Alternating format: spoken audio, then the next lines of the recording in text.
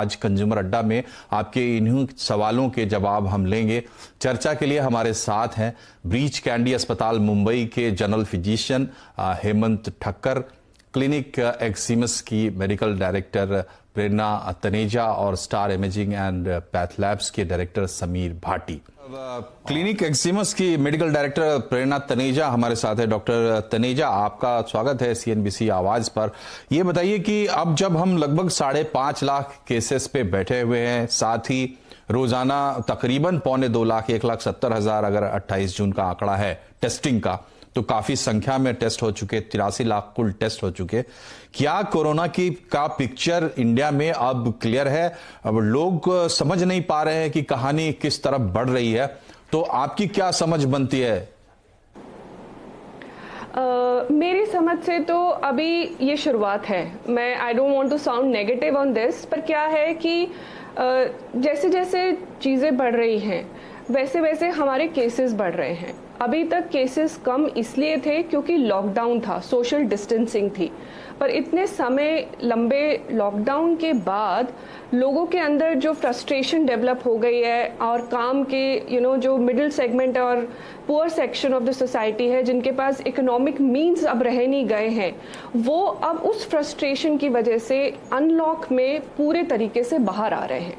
अब वायरस तो अपनी जगह पर है और लोग अपनी सोशल डिस्टेंसिंग, अपने जो कामकाज को वापस लेके आ रहे हैं।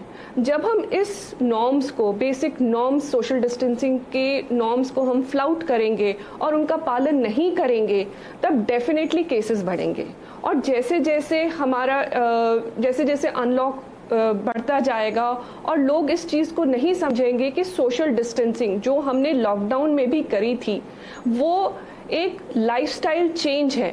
वो अब हमें लंबे टाइम तक करके रखना है जब तक इसका वैक्सीनेशन नहीं आ जाता।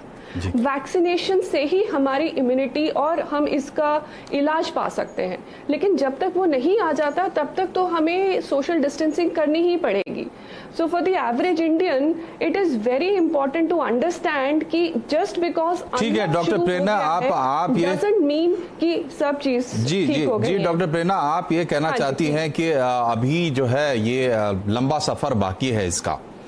तो हमारे साथ डॉक्टर ठक्कर हैं। डॉक्टर ठक्कर ने ये कहा कि अब कम से कम मुंबई में ये देखने को आ रहा है कि जितना दबाव था अस्पतालों पे, क्लिनिक्स पे पेशेंट्स का, जो कि जिनका सिम्टम थोड़ा ज्यादा था, माइल्ड सिम्टम्स वाले नहीं, वो कुछ कम हुआ है। ऐसा लग रहा है कि अब अस्पतालों पे वैसे गंभीर पेशेंट्स का दबाव कुछ कम हुआ। क्या आप इस बात को मानती है, और नहीं तो क्या कारण है? मेरे हिसाब से दिल्ली में तो अभी हम टाइड देख ही रहे हैं, जो कि एक अपवर्ड ट्रेंड है, और बहुत सारे केसेस हम देख रहे हैं जो माइल्ड से सिवियर केसेस में तब्दील हो रहे हैं। तो मुंबई की सिचुएशन और दिल्ली की सिचुएशन में अभी बहुत फ़र्क है।